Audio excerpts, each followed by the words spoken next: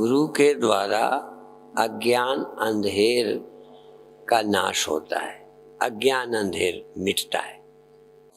अब गुरु और संत एक ही है, सिर्फ मंत्र ले लिया तो गुरु हो गए, जब तक मंत्र नहीं लिया वो संत कहलाते हैं। संत माने ज्ञानी नहीं होते ऐसा अर्थ नहीं।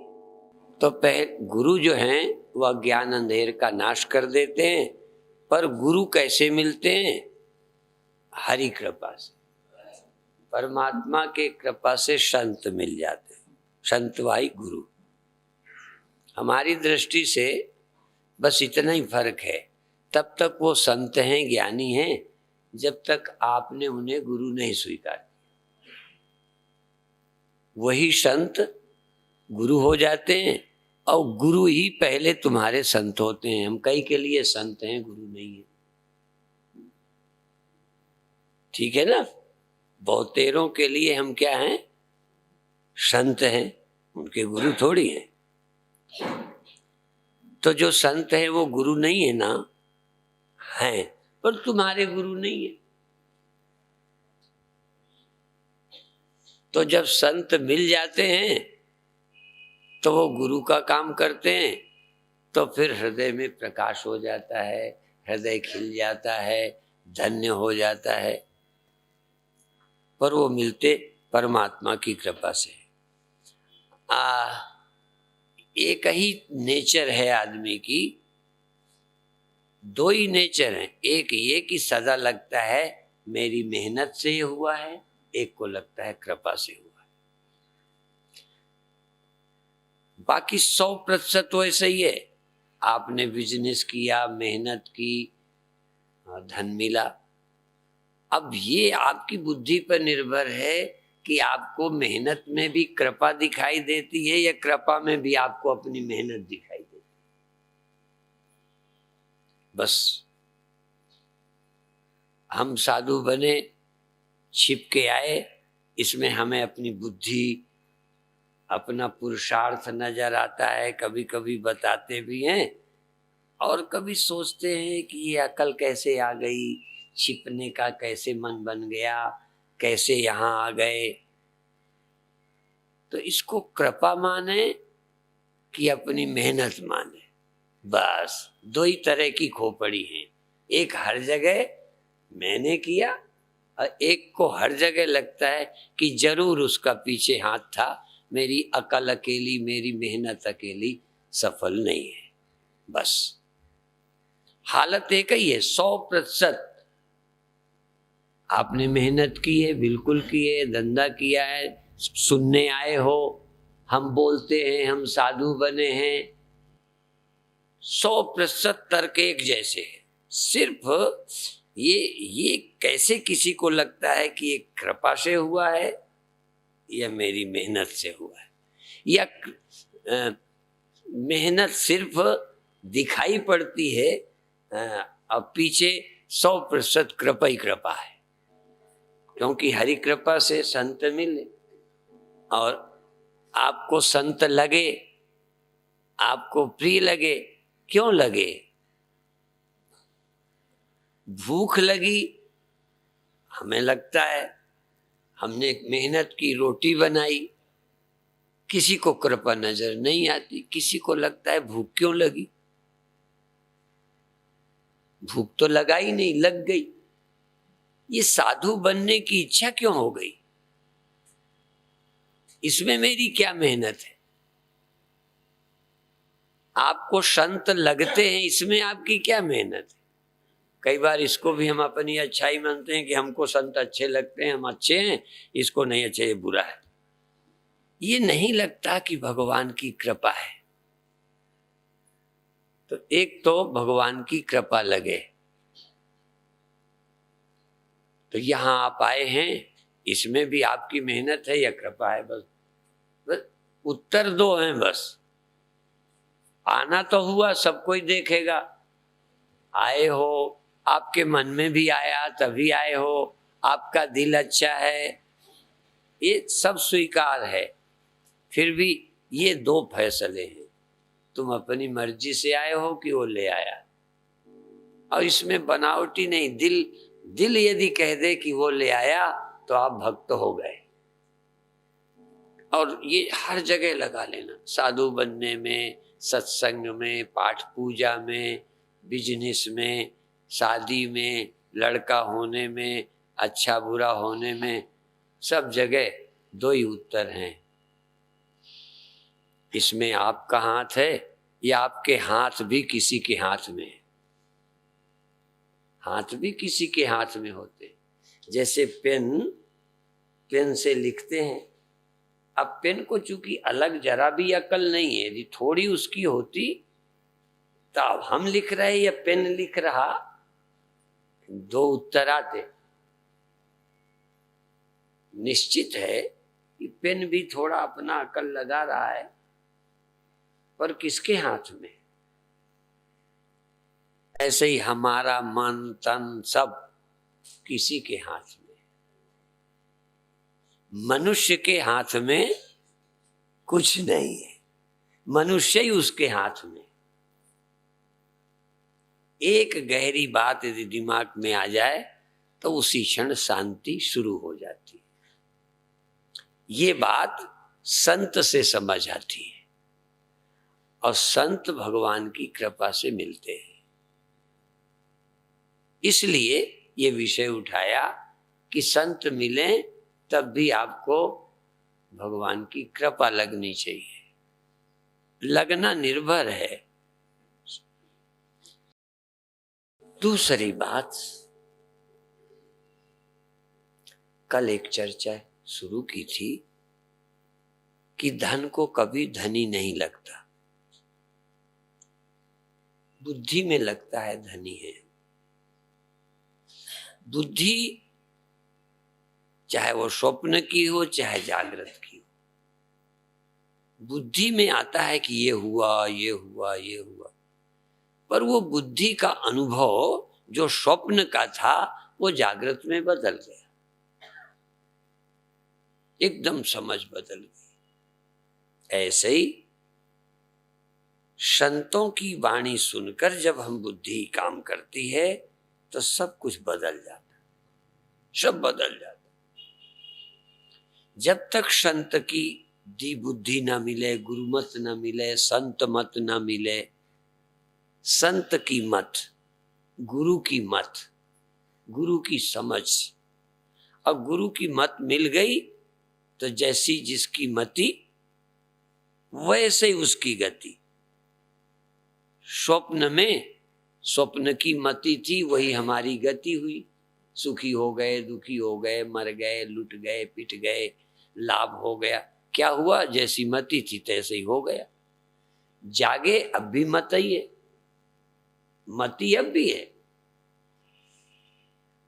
इस समय की मति से उस मति से छूट गए, उस मति से।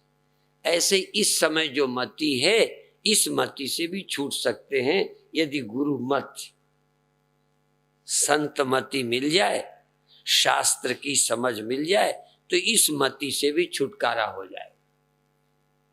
इस मति से जो तुम्हें जन्मा हूं, मर जाऊंगा, मेरा ये बिगड़ गया, ये मेरा है, ये मति ही तो है। मति पर खूब विचार करो, मति समझ पर।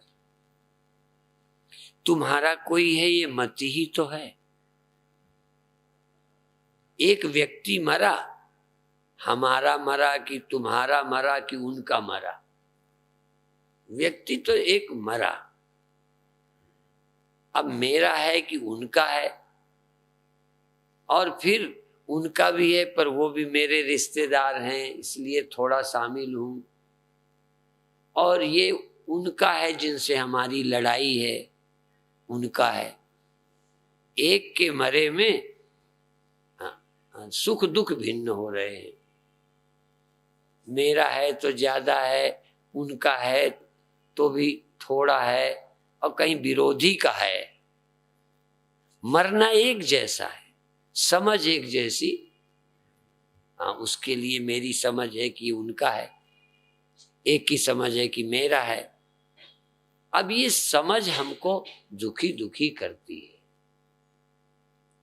तो क्या करो, व्यवहार के लिए, काम चलाने के लिए वो अकल भी रहे, लेकिन सुमिरन के समय, ध्यान के समय, विचार के समय गुरु की समझ रहे। कुछ देर को सपने की समझ अभी भी हमारी गई नहीं, पर जागृत की समझ रोज आ जाती है। ऐसा एक भी व्यक्ति नहीं जिस स्वप्न वाले को जगने की समझ आती ही ना हो, और यह जगने वाले को सोने की ना आती हो।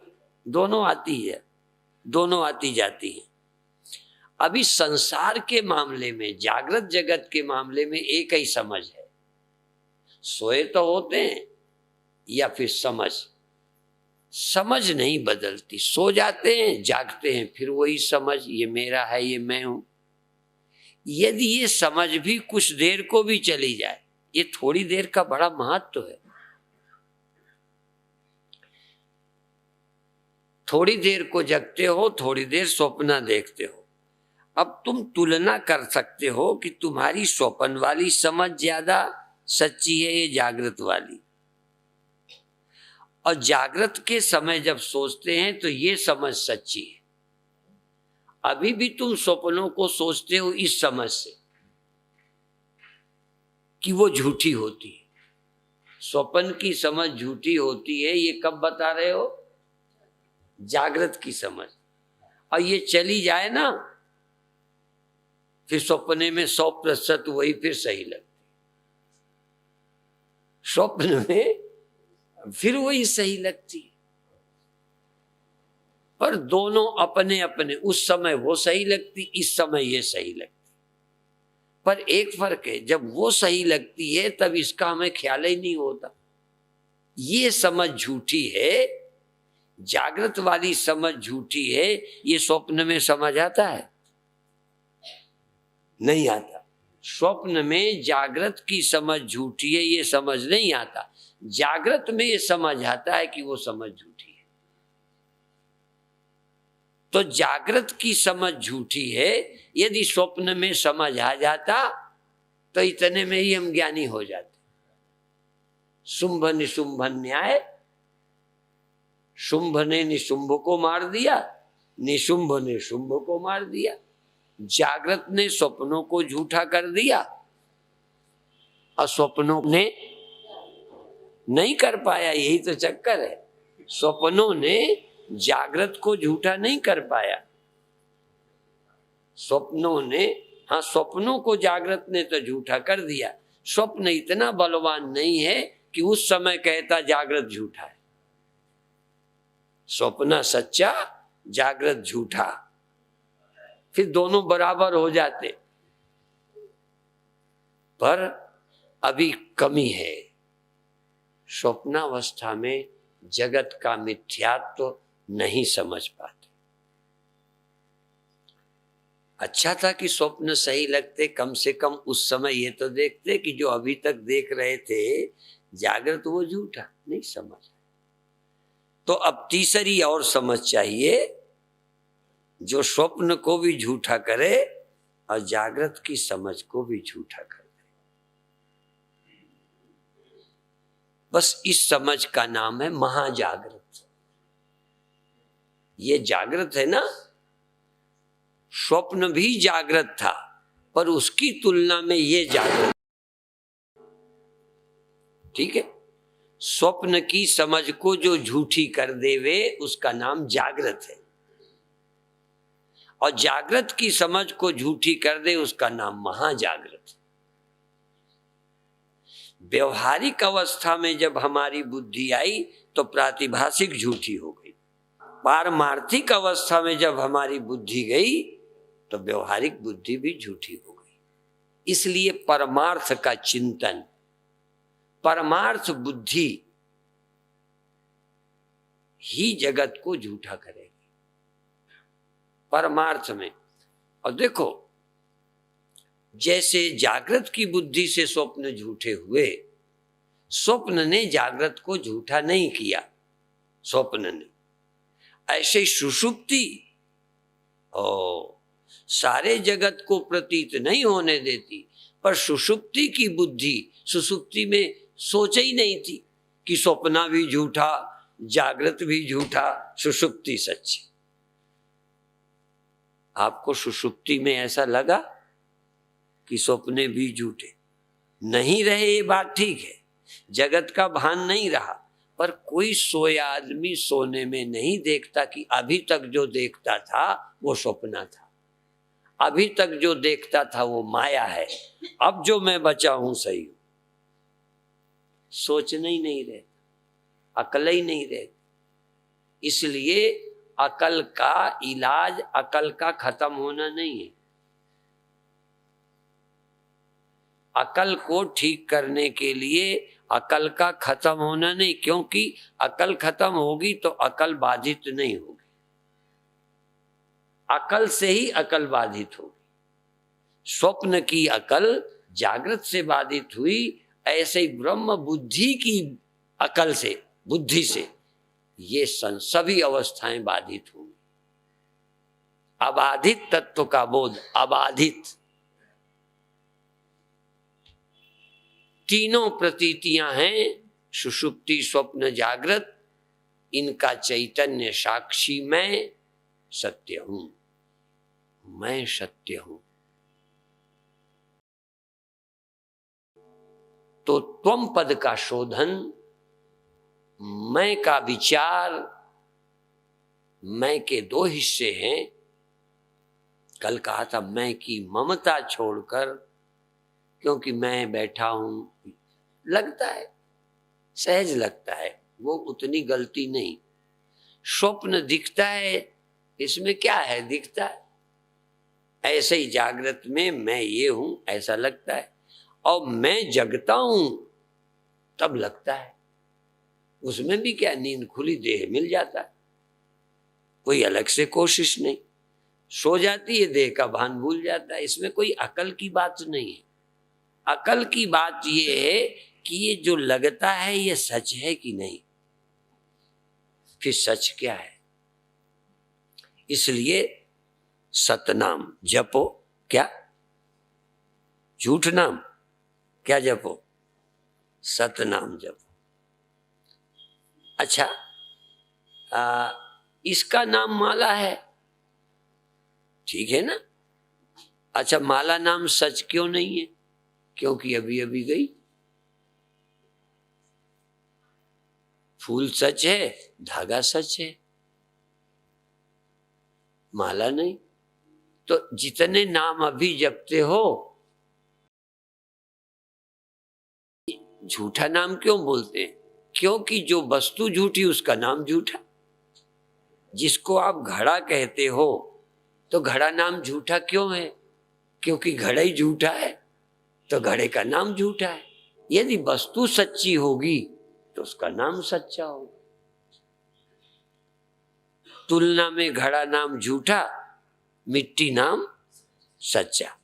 पर वो भी लंबा है, वो नहीं उठाते, यूं तो मिट्टी नाम भी सदा नहीं रहेगा। इसलिए जो जो नाम की वस्तु ना रहे वो नाम झूठे। जिस नाम की वस्तु कभी झूठी ना हो, सत वस्तु, सत वस्तु, उसका नाम जो हो, उसका नाम सत भी है एक, और सत वस्तु का और भी कोई नाम रख लो। जरूरी नहीं कि एक ही नाम रखो, पर उस सत वस्तु का नाम रखो। यदि राम नाम की वस्तु न रहने वाली है, पहले ध्यान देना, यदि राम नाम की वस्तु या व्यक्ति न रहने वाला है तो फिर राम नाम सच नहीं हुआ। यदि रहने वाले का नाम राम है तो फिर राम नाम सच्चा है। अब ये तुम्हें देखना होगा, राम नाम न रहने वाले का है या रहने वाले का है, किसको राम कहते हैं। हमारे गुरुओं ने जब राम शब्द कहा, वासुदेव कहा, हर कहा, तो न रहने वालों की तरफ इशारा है या रहने वालों की। तो तुम्हारा मैं नाम जड़ का है या चेतन का, क्योंकि जड़ का नाम है तो हो सकता है, क्योंकि जड़ वस्तु मैं हूं बोले ही नहीं पाती, इसलिए मैं हूं ये मकान ने नहीं बोला, और मैं हूं देह ने भी नहीं बोला। यदि देह बोलता तो चेतन होता तो बोलता, तो चेतन देह नहीं होने से देह ने कभी मैं हूं नहीं बोला। हाँ, इसके अंदर एक मैं जरूर है, जो मैं हूं बोलता है थोड़ा गलती करके देह को मैं हूं बोलता है। यदि मैं ही ना होता ना, भ्रम कब हुआ? जब मैं हूं, क्योंकि दीवाल को भ्रम भी नहीं होता, मिट्टी को कभी घड़ा होने का भ्रम नहीं हुआ, घड़े को मर जाने का ख्याल भी नहीं आया, मिट्टी को भी नहीं आया कि मैं घड़ा नहीं हूं मिट्टी हूं। घड़ा नहीं हूं मिट्टी हूं, ये मिट्टी को, क्योंकि वहां दोनों जड़ हैं, जो बना है वो भी जड़ है और जिससे बना है। पर यहां जो अभिमान किया वो जड़ का किया, पर चेतन ने किया। चेतन ने अभिमान कर लिया जड़ देह का। तो कुछ देर क्या करना है, ये देखना है कि चेतन ही मैं शब्द, जैसे घड़ा शब्द, इसका क्या नाम है, इसको क्या शब्द देंगे? फूल, और इसको माला, तो शब्द देते हैं। ऐसे ही है शब्द, है शब्द बहुत कॉमन है, सर्वनाम है, इसको भी नाम ना लो तो क्या कहोगे? है। ठीक, इसको क्या कहोगे? है। विशेष नाम ना लो, सर्वनाम, कॉमन नाम है। है। ऐसे ही तुम या मैं शब्द को अलग से परमानंद न कहो, अखंडानंद न कहो, दिव्यानंद न कहो, कोई नाम न रखो, विशेष अलग से नाम न दो। तो चेतन का सब जगह नाम क्या है? मैं। आप अपने को क्या कहोगे? कई बार फोन में कौन बोलते हो? मैं। भाई मैं से नहीं समझ पाए तो फिर और पूरा बोलते हो। वैसे सबसे पहला तुम्हारा नाम मैं, जिससे बात करेंगे, जो बात करेगा, दोनों चेतन होते। चेतन ना हो तो बात, दीवार से आप बात करते हो, दीवार आपसे करती होगी? नहीं करती। तो ये मैं शब्द का जन्म, मैं शब्द किसके लिए प्रयोग हुआ है? चेतन के लिए। पर मैं शब्द चेतन का है, लेकिन प्रयोग कर रहे हो देह के लिए। यदि देह प्रयोग करता मैं शब्द तो हमें कोई आपत्ति नहीं, देह तो करता नहीं है। देह करता मैं हूं, तो जब नींद होती तो देह कहता मैं पड़ा हूं, मैं सोया हूं, मैं लेटा हूं, मैं खड़ा हूं। देह नहीं। देह से बोलते नजर आते हो, मैं खड़ा हूं, कि इससे बोलते हो, क्योंकि ये जबान भी तुम्हारी सत्ता से थोड़ा बोलने में सक्षम होती है, इसलिए ये भी बोलते हैं कि वो वाणी नहीं है, वाणी उससे पैदा होती है, मैं शब्द उससे पैदा होता है। मैं शब्द जबान से नहीं, इस जबान से नहीं पैदा होता। पहले अंदर एक जबान है जो बोलती है मैं, फिर इससे बोलते हो। आप मैं शब्द का प्रयोग चेतन के सिवा किसी को नहीं कर सकते। अब जरा आगे बढ़ो, शोधन करना है ना। मैं देखता हूं, अब तुम चेतन, यद्यपि देखना और चेतन दो हैं। आंख होवे चेतन ना होवे तो देखना गया। अच्छा, चेतन होवे आंख न होवे तो चेतन तो नहीं गया। चेतन होवे आंख न हो तो चेतन तो नहीं गया। चेतन तो है, मैं तो है, पर मैं आंख हूं नहीं है। मैंने आंख छोड़ दी, मैं बिना आंख का हो गया। मैं बिना आंख का हो सकता है, होती है। मैं बिना आंख का होता, नहीं देखता। इसी तरह जो चीज जुड़ के मेरे साथ आ गई, देखना, वो शुद्ध चेतन नहीं है। यद्यपि बिना चेतन के देखना संभव नहीं है, पर ये मिश्रित धर्म है, इसलिए शुद्ध मेरा धर्म नहीं है। यदि शुद्ध मेरा धर्म देखना होता तो कभी समाप्त नहीं होता। और देखना यदि आंख का होता तो मैं रहूं न रहूं, आंख देखती रहती। इसलिए खूब देखना है, जड़ का क्या स्वभाव है, चेतन का क्या स्वभाव है। तो जैसे देखना सदा नहीं रहता, सुनना नहीं रहता, ऐसे ही और गहरे जाओ। मैं हूं ये ख्याल भी सदा, मैं जानता हूं, मैं जानने वाला हूं, ये भी अभी, या मैं जागता हूं, सोता हूं, ये धर्म भी तुम्हारा नहीं है।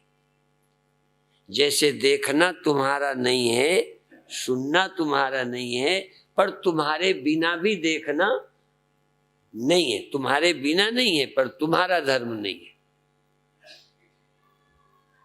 ध्यान दें, ऐसे ही जगना तुम्हारे बिना नहीं है, पर जगना तुम्हारा धर्म नहीं है। सोना तुम्हारा धर्म नहीं है। जैसे देखना और कम दिखना, कम सुनना, चेतन के रहते कम दिखने लगता है कि नहीं? ये कम किसका धर्म है? अंधपना, मंदपना, पटुपना इंद्रियों का धर्म है। जीवित रहते कम दिखने लगता है। यदि मेरा धर्म दिखना होता तो कम न होता। मैं हूं, इसलिए ये धर्म उपाधि के हैं। ऐसे ही जगना यदि मेरा धर्म होगा तो कभी सोना नहीं हो सकता। जगना, समझना, ये बुद्धि का मंद होना। अभी हम लोग एक मंद बुद्धि बच्चों का स्कूल आश्रम चलाया। अब मंद बुद्धि है, बुद्धि तेज भी होती है। और तुम्हारी बुद्धि भी बचपन में बहुत याद कर लेती थी, स्मरण बहुत। अब याद करते हैं तो याद, शिकायत हुई है कि नहीं? थोड़ी बहुत हमारी भी। अब पहले जैसी बुद्धि नहीं। तो जैसे आंख का धर्म मेरा धर्म नहीं है, यद्यपि आंख बिना मेरे कुछ नहीं करती, फिर भी आंख का धर्म आंख का है, मेरा नहीं। ऐसे ही जगना बिना बुद्धि के नहीं होता, पर फिर भी बिना मेरे कभी जगना नहीं हो सकता।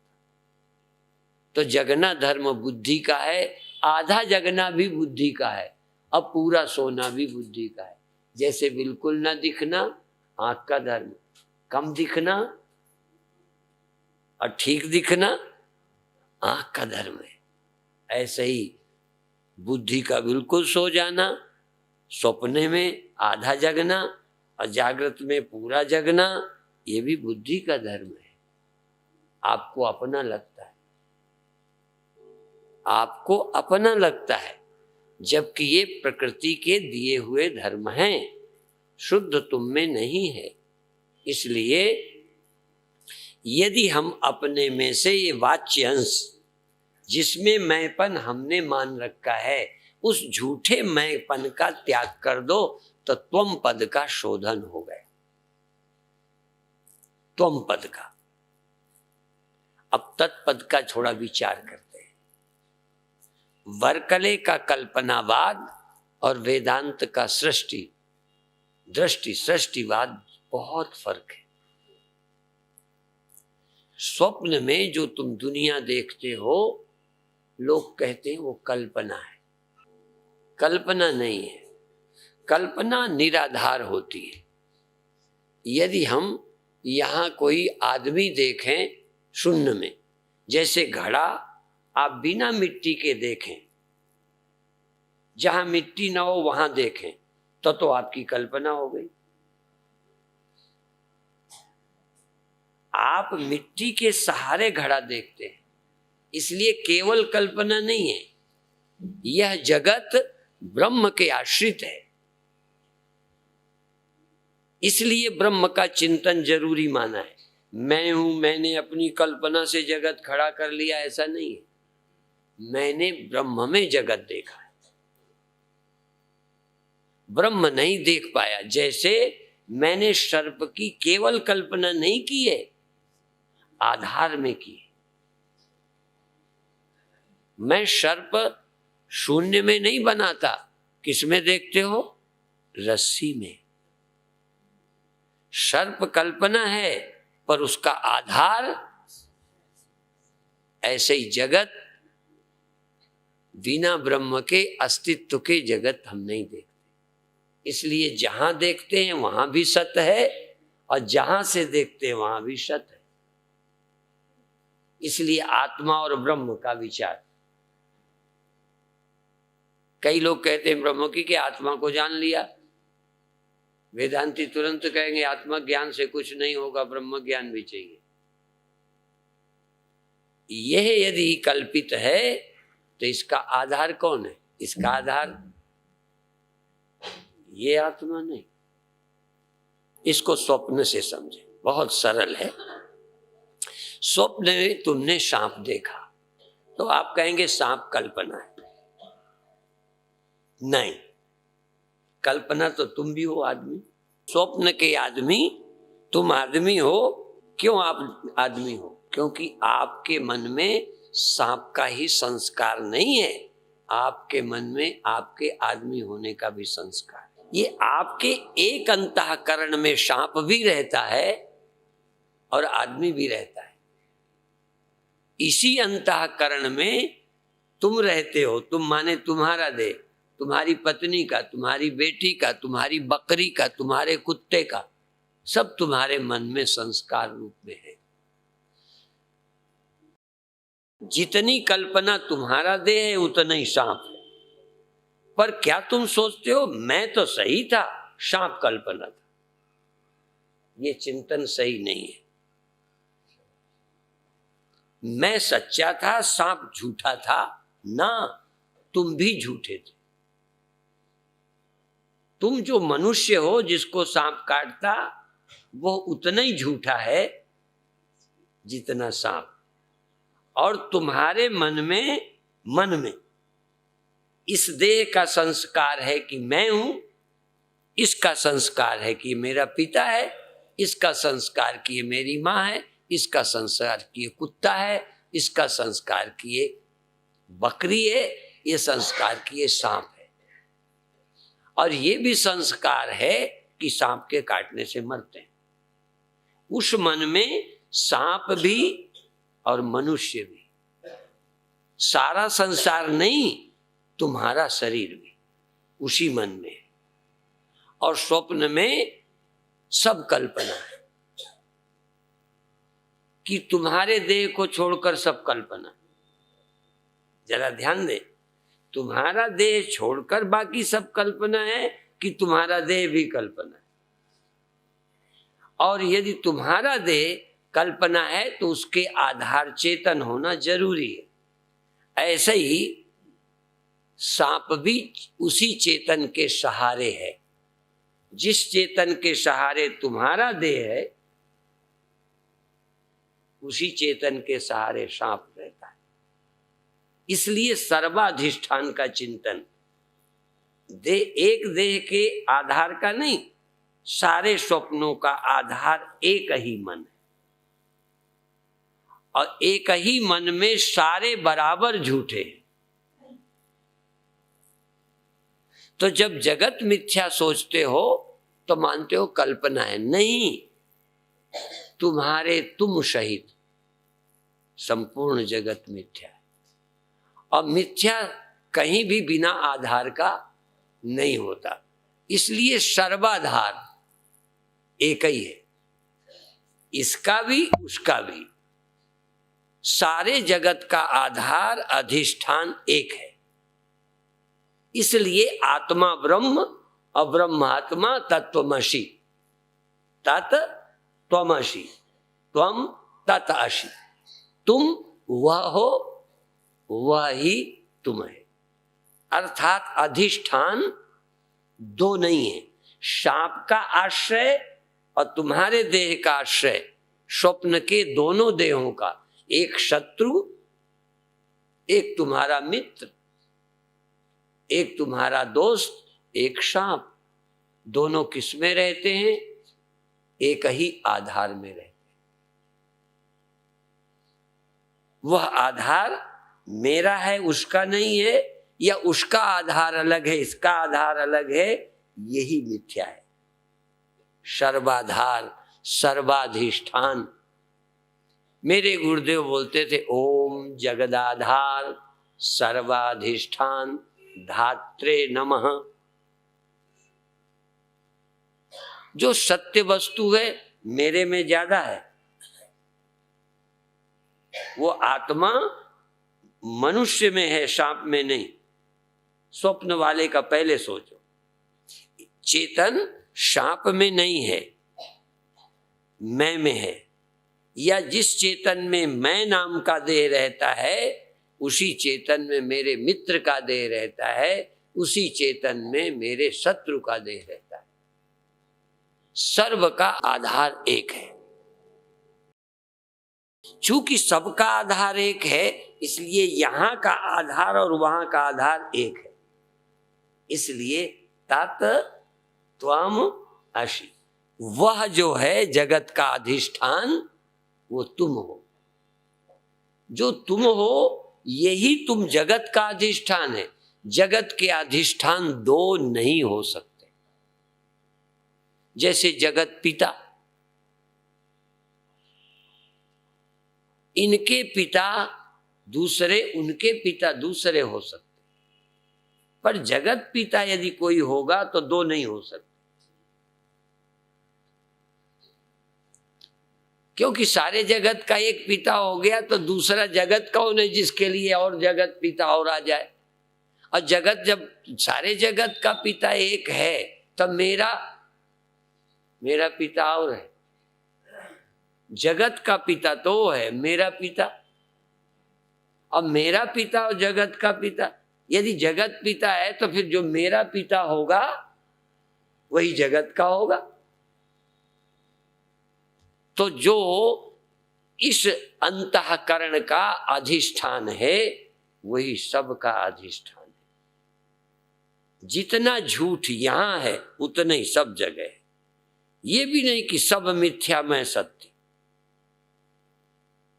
सत्य दो नहीं है, चेतन दो नहीं है। और पहला भ्रम है कि चेतन दो हैं, ये मैं चेतन वो तुम चेतन, ये मनुष्य का चेतन वो सांप का चेतन। ये स्वप्न में तो ठीक है कि मनुष्य का चेतन है वो सांप का चेतन है, लेकिन जग जाने पर कितने चेतन? जग जाने पर भी ये मनुष्य वाला चेतन बचा है कि सांप वाला बचा?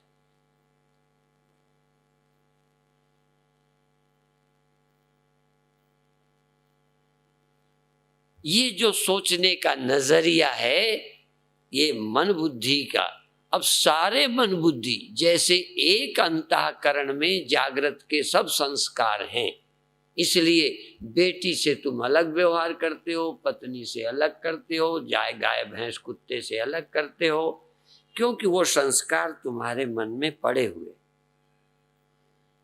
और स्वप्न में ये भूल जाते हो कि मेरे ही संस्कार का कुत्ता है और ये मनुष्य भी मेरे संस्कार में। इस समय भी ये नहीं है कि एक ही चैतन्य में सब जीव हैं, एक चेतन में। जीव सेपरेट अलग अलग रहे, इसलिए देह अंश का और अंतःकरण अंश का बाध करके जो यहाँ चेतन है वही वहां है, जो वहां है। ये झगड़ा क्या है? अंतःकरण उपाधि से सोचने पर ये मैं चेतन, वो ये चेतन। इसलिए मैं चेतन तुम चेतन को सता के सुखी, या मैं चेतन मेरे चेतन को प्यार दे के सुखी। एक चेतन नहीं मालूम पड़ता। और यहां तक इस मैं चेतन को मैं बचाने में लगा हूं, मैं चेतन को, जबकि मैं का चेतन और तुम का चेतन एक है। ये समझ नहीं आता, है भी कठिन। और दूसरा, इसका लाभ जल्दी मालूम नहीं पड़ता। अभी तक तो हम मैं को बचा के सुखी होते हैं। सांप से बच के यदि आ गए, सांप से यदि बच के आ गए तो खुश, क्योंकि मैं बच गया, सांप सफल नहीं हुआ। कोई ने बंदूक चलाई, वो फेल हो गया, मैं खुश हो गया। स्वप्न में तो नहीं विचार कर पाए, भगना ही था, लेकिन जाग कर सोचो कि मारने वाला कौन था और जिसको मारने आया था वो कौन था। दोनों में से कौन सच्चा था? और सच्चा किधर रहता है, मारने वाले की तरफ कि मरने वाले की तरफ? किधर रहता है? और जब मर रहे थे तब जैसे चेतन इधर रहता है, इधर मरने वाला उधर मारने वाला। इसलिए भगवान कृष्ण कहते हैं, जो ये जानते हैं कि मैं मरता हूं, या ये जानते हैं मैं मारता हूं, उभौ तो न भी जाने, दोनों नहीं जानते। जो मर रहे वो भी झूठ में जी रहे, जो मार रहे वो भी झूठ में। क्यों? चेतन न मर सकता है न मार सकता है। जरूर चेतन में कोई कल्पना खड़ी है जो मारती है और मरती है, अर्थात स्वप्नों में जी रहे। इसलिए मरना भी लगता है, मारना भी लगता है, दुख मिलता भी है, देते भी है। यदि हम सत्य का विचार करें तो कौन मुझे दुख दे सकता है, कौन मुझे सुख दे सकता है? तो ये जो बुद्धि सोचती रहती है, इस सोच के पार ये मैं हूं, ये मैं हूं। अब ये मैं हूं तो जरूर मेरे कोई दुश्मन है। ये जो ग्रंथों में कहते हैं क्षमा शत्रौ च मित्रे च तथा मानापमानयो, शत्रु और मित्र कोई नहीं। गुरुओं ने भी कहा ऐसा कोई गुरु नहीं होगा, ऐसा कोई ग्रंथ नहीं होगा यदि किसी ज्ञानी का है कि जिसमें तालमेल ना हो। सब ने एक ही बात कहा कि मैं मरता हूं, मैं दुखी हूं, ये दुख देता है। कहाँ खड़े हैं? स्वप्न में। जरा सावधान हो, ये मैं ही झूठा है। मैं के पीछे मैं है, तू के पीछे मैं है, वह के पीछे मैं है, सबके पीछे एक ही है। और उस एक का चाहे तू नाम दे दो, तू ही तू है, चाहे वही वही है, चाहे मैं ही मैं हूं, 3 नाम दे सकते हो। मैं की प्रधानता से मैं ये अकेला ये नहीं हूं, मैं उसमें भी हूं, सब कुछ मैं हूं। जब भगवान बोलते हैं तो कहते हैं मैं सर्वत्र हूं, सब मैं हूं, वो बोलते हैं। और हम बोलेंगे भगवान सर्वत्र है। ये एक भाषा है। जब भगवान बोलते हैं मैं सर्वत्र हूं, बिल्कुल झूठ बोलते होंगे ना? इसमें कोई सच्चाई है कि ऐसे ही बोलते? अच्छा, जो सर्वत्र होंगे सब वही हैं। अब क्या करें? किससे जलें, किसको मारे, कैसे मारे? तो जैसे भगवान कहते हैं मैं सर्वत्र हूं, हम लोग ये कहते हैं कि वो सर्वत्र है। भगवान सर्वत्र है, वो सर्वत्र, यही क्रम है। कुछ लोग कहेंगे तू सर्वत्र है, तू सर्वत्र, तू, ये भी ठीक है। यहाँ तू का वो अर्थ नहीं है, तुम पद का शोधन नहीं है। ये दोनों ही प्रभुवाचक हैं कि वह सर्वत्र है, ये जम जाता है। इसमें अपरोक्ष अनुभव नहीं है, ये परोक्ष अनुभव। अनुभव से बोलोगे तो ये बोल नहीं पाओगे। वो सर्वत्र है, वो सर्वत्र है, तू सर्वत्र है, ये भक्ति है, परोक्ष ब्रह्म ज्ञान है। तू सर्वत्र है, ये भी विश्वास है। और मैं सर्वत्र हूं, ये भी जरूरी नहीं कि ये सच हो। जितना डाउट है वो सर्वत्र है, उतना ही मैं सर्वत्र हूं ये भी आसान नहीं है। ऐसा भाग्यशाली व्यक्ति जिसको ये लगता हो मैं सर्वत्र, कृष्ण को लगता है। और भगवान ये कहते हैं कि मुझे जो जानता है उसे भी मैं सर्वत्र लगूंगा। यो माम पश्यति सर्वत्र। अब सर्वत्र कोई कृष्ण को देखने वाले कहाँ हैं? चलो ज्ञानी छोड़ दो, भगवान के भगत तो सर्वत्र कृष्ण को देखते हैं ना? नहीं देखते, विचार काल में भी नहीं देखते। आप भक्तों को बहुत समझदार मत मानना। भगवान को सर्वत्र देखना, अब फिर देखना, यो माम पश्यति सर्वत्र, मानना नहीं कहा, जो मुझे सर्वत्र। तो ज्ञानी के सिवा भगवान को सर्वत्र कोई देख ही नहीं सकता, कोई नहीं देख सकता। और अपने को या तो महामूर्ख बोलता रहेगा रटी रटाई बात कि मैं सर्वत्र हूं, मैं ही मैं हूं और कोई है ही नहीं। यहां भी चूक है। अपरोक्षानुभूति, मैं ही सर्वत्र हूं। कैसे हूं? चेतन में ही मैं और यह निर्मित है। जैसे स्वप्न में सब मेरे में ही अध्यस्त होते हैं। मेरे का मतलब स्वप्न के देह में अध्यस्त नहीं है, स्वप्न का देह भी उसी में अध्यस्त है जिसमें सारा स्वप्न। तो मेरा देह और मेरा मन, जिसको मैं कहता रहा, ये मैं नहीं, ये मुझ में अध्यस्त है।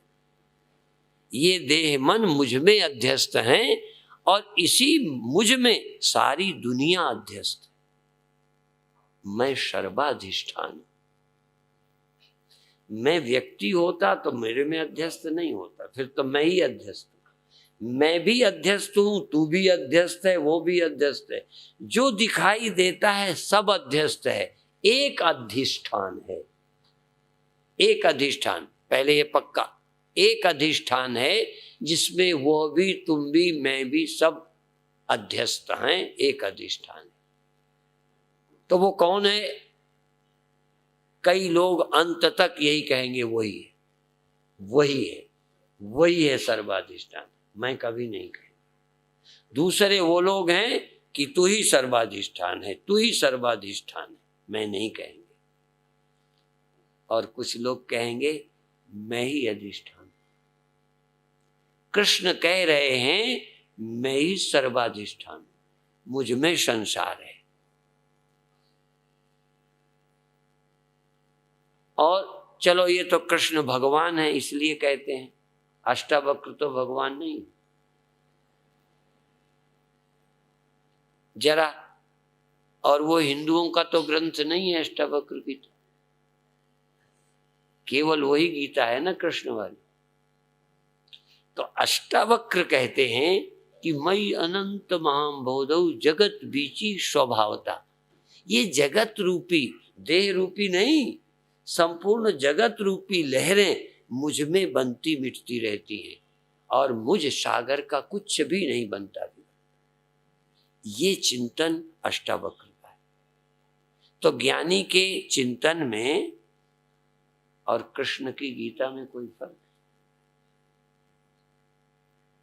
जो बात कृष्ण कहते हैं वो बात अष्टावक्र नहीं कह रहे कि मुझ में सारा जगत ऐसे है जैसे सागर में लहरें। जो कृष्ण बोल रहे हैं एकांशेन स्थितो जगत, वही अष्टावक्र बोलते हैं। पर अष्टावक्र को हम अवतार नहीं कहते। ये शास्त्र की कोई बात होगी, हमें उसमें कोई विरोध नहीं है, पर अष्टावक्र नहीं कह सकते इससे विरोध है। यदि कोई ये कहता है कि ज्ञानी ये नहीं कह सकता सारी दुनिया मुझ में अध्यस्त है, और फिर यदि तुम कहते हो उसमें अध्यस्त है, तो वो उसमें अध्यस्त है, ये किसकी सोच है? उसमें जगत अध्यस्त है, ये कौन सोच रहा है, मैं या वो? तो मुझ में वो अध्यस्त, मुझ में तू अध्यस्त है, और यहां तक कि देह आदि मन आदि ये भी मुझ में अध्यस्त है। यदि मैं मन और देह मान के कहूंगा मुझ में अध्यस्त है, तो ये मेरी झूठ हो जाएगी। यदि देह की प्रधानता से मैं कहूं मुझ में अध्यस्त है, तो फिर गड़बड़ी है। ये तो देह खुद ही अध्यस्त है, ये तो मन खुद अध्यस्त है। ये मैं सहित संपूर्ण सृष्टि, मैं सहित, और मैं के साथ हुआ भी तुम भी, मैं सहित सब कुछ जिसमें अध्यस्त है, वह अधिष्ठान मैं हूं। मैं अधिष्ठान हूं। अब ये सोच दिन रात लगे रहोगे तब मुश्किल से आएगी। ये हम बहुत शुरू में पढ़ते थे, अच्छा लगता था, और चूंकि चेले की आवाज में आवाज, गुरु की आवाज में आवाज भी मिलाते थे। कभी नहीं कहते थे कि गुरु जी की बात गलत है। जो जिसका अनुयायी है झंडा लेके तैयार रहता है। हम भी वेदांतियों के अनुयायी थे झंडा लेके, पर तब हमें समझ में तर्क से प्रभावित होते थे। कैसे? जैसे एक मिट्टी में तमाम बर्तन बने हैं। अब देखो, घड़ा समझ में आते हैं, बर्तन समझ, मिट्टी भी समझ में आती। कल वो स्वामी जी भी शायद यही कह रहे थे कि देखो यहाँ मिट्टी भी समझ में आती है, मिट्टी में बने बर्तन भी समझ में आते हैं। यहाँ जगत तो समझ आता है, पर जगत का अधिष्ठान कौन है ये समझ नहीं आता। मिट्टी की तरह संपूर्ण जगत मुझ में अध्यस्त है, या उसमें अध्यस्त है, या तुम में अध्यस्त है। अध्यस्त तो सब है, एक ही अधिष्ठान है। उसको वह कह दो, उसको तुम कह दो, उसको मैं कह दो। अधिष्ठान दो नहीं है। अब तुमको मजा आता है वो कहने में, समझ के, ना समझ तो कहे जाए। समझ के यदि वही कहने में अच्छा लगता है तो कोई आपत्ति नहीं। तू अच्छा लगता है तो अच्छी बात है, और मैं ही में, और तू ही में तब भी लगता है तू ही कौन कहेगा, मैं कहूंगा। वही कौन कहेगा, और मैं हूं, मैं ही कहता हूं, मैं ही मैं हूं। मुझे किसी और की सबूत की जरूरत नहीं कि वो मुझे कहे कि तुम सर्वत्र हो। वो हमारा मोहताज है कि वही है हम कहें, वो बेचारा नहीं कह पाता। वही सर्वत्र है, ये कौन बोलेगा? बोलो। और तू ही तू कौन कहेगा? तो जब कई बार जब हुआ ना, जब राजनीति में कुछ गुंडे थे, बूथ कैप्चरिंग वाले थे, तब एक ही पार्टी थी, तो ये गुंडे उनको जिताते रहे। जब गुंडों को ये लगा कि हम ही जिताते हैं तो हम खुद क्यों न जीते, तो अलग पार्टी बना ली गुंडों ने, और वो जीत गए। अब वो बगलें झांक रहे हैं। तो जब हम ही कहते हैं वो ब्रह्म है, हम ही कहते हैं तू ब्रह्म है, तो अब हम क्यों ना कहें हम ही ब्रह्म।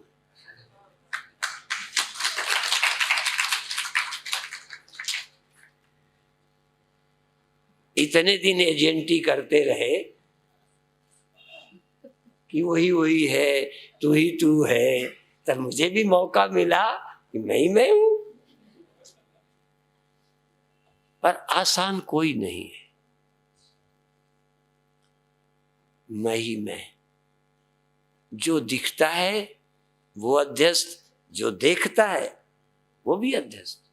देखना सत्वगुण उपाधि से प्रमाता, अंतःकरण के कारण में दृष्टा तुम्हारा, और तुम तमः प्रधानता से दृश्य।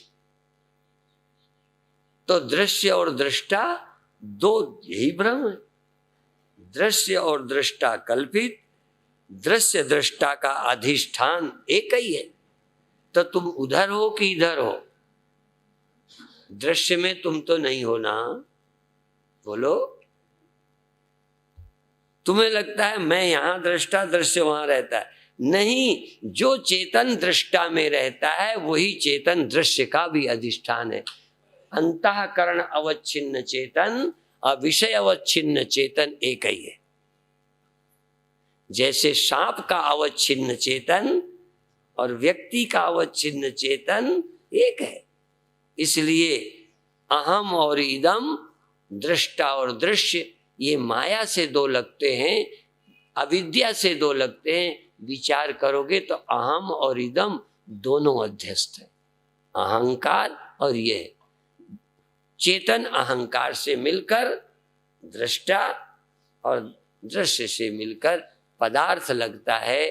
असल में चैतन्य तत्व सर्वत्र रहता है। वो दृष्टा के पर सर्वत्र रहते दीवाल से मैं ब्रह्म हूं बोल नहीं सकता। इसलिए वो ब्रह्म है हम बोलते हैं, वो नहीं बोलता। दीवाल में भी चेतन है, ये कौन जानता है?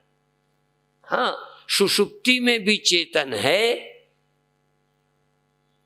जागृत माने जागृत का महत्व, उसका वही ये कहने के लिए भी मेरा होना जरूरी है। इसलिए चिंतन करते करते सर्वत्र का चिंतन करना, ये भी नहीं कि मैं दृष्टा हूं ये चिंतन करना, मैं सर्वत्र हूं चिंतन करना, मैं सर्वाधिष्ठान हूं चिंतन करना, सब मुझ में अध्यस्त है चिंतन। भेद कल्पित है, दृष्टा और दृश्य का भेद भी झूठा है। ये दृश्य ये दृष्टा, तो तुम किधर हो? तो तुम बट गए। अविभक्तम च भूतेषु विभक्तम इव च स्थितम, तुम अंतःकरण की उपाधि से सीमित हो गए। मैं हूं दृष्टा, ये है दृश्य, ये है जड़, मैं हूं चेतन, तेरे सिवा कौन है? मैं और ये, मैं ये, यही अविद्या है। मैं और यह का भेद अविद्या है। आत्मैवेदम सर्वम, मेरे अतिरिक्त कुछ भी नहीं। तो अपना व्यापक हो जाओ, चाहे उसे व्यापक कर लो। उसे व्यापक किया तो तुम उसमें समा गए। यदि वो व्यापक है तो तुम क्या रह गए? यदि मिट्टी व्यापक है तो ये घड़ा क्या है? और यदि ये मिट्टी व्यापक है तो और कौन है? तो चाहे वो व्यापक हो जाए तो तुम वो हो जाओगे, और मैं व्यापक हो जाओ तो ब्रह्म तुम में समा जाएगा। चाहे तुम ब्रह्म में समा जाओ, चाहे ब्रह्म को अपने में समा लो। एक है, दो नहीं है, द्वैत। इसलिए अद्वैत मत, अद्वैत मत, अद्वैत स्वरूप, अद्वैत मत सिद्धांत।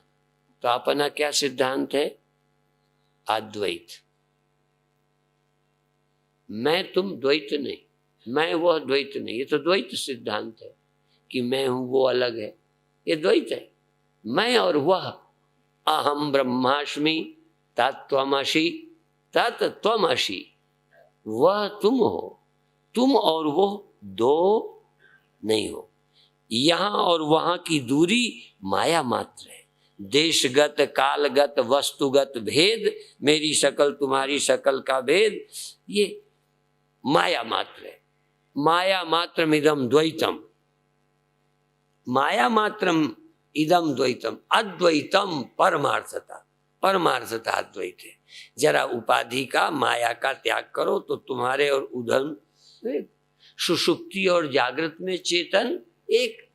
पर जागृत की ये खूबी है कि सुषुप्ति का भी चिंतन ज्यादा कर लेता है कि वहां सुषुप्ति में भी था, स्वप्नों में भी मैं था। स्वप्न तो स्वप्नों के विषय में जागृत में, नींद के विषय में जागृत में, पर जागृत के विषय में नींद वाला नहीं सोचता। तो दीवाल वाला चेतन सारे जगत में मैं हूं नहीं सोचता। वो दिवाली में नहीं सोचता तो सब जगह क्या सोचे? इसलिए जिसने भूल की वो सुधारे। जिसने देहो हम सोचा वही दृष्टा हम सोचे, वही सर्वोहम सोचे। जिसको सोचना, जैसे जिन्हें बोलना आता है वो मैं आदमी हूं बोले, ये औरत है बोले, ये पेड़ है बोले। जिसे बोलना आता है वो सबके विषय में बोलता है। ऐसे ही जिसको जानना आता है मैं देह हूं, वही जानेगा कि मैं देह नहीं हूं, वही जानेगा कि एक ही चेतन है। जानने की ड्यूटी जिसको मिल गई है, और किसे मिली है? भाई प्रापत मानुख देवरिया। ये ब्रह्म ही ब्रह्म है, मैं ही सर्वत्र हूं, ब्रह्म के सिवा कुछ नहीं है, ऐसा सोचने का की जरूरत मनुष्य को है।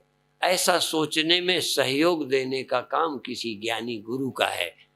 और इस अवस्था को ये शरीर दे के पहुंचाने वाला कृपा करके वही है, अधिष्ठान ही है, उसी की मर्जी है।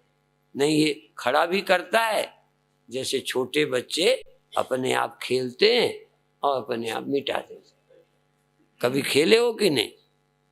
हमें बचपन की याद आती, कब बना लिया अपन, रोटी बना ली, ऐसे ऐसे खा लिया, खेल रहे हैं। और इतने में बैलगाड़ी आ गई, कोई ट्रैक्टर आता नहीं था, ट्रैक्टर तब था ही नहीं, बैलगाड़ी आ रही है, लगे ये मिटाएगा। तो ये क्यों मिटाए? हम ही खेलो, हमें मिटा लो, आप ही मिटा दिया। तो ये खेल कोई मिटाए तो रोएंगे, अपने आप मिटाया देखो, अपने आप को देखो, आनंद ही आनंद है। कोई हमारा खेल मिटाएगा तो बुरा लगेगा, तो कोई तुम्हें यहां से उठाए, उठो, कितना बुरा लगेगा। और तुम उठ के बैठो, वो भी बुरा लगेगा। कोई तुम्हें बिठाए ठीक नहीं, कोई हटाए ठीक नहीं, तो अपनी मर्जी से चाहे जैसे रहो।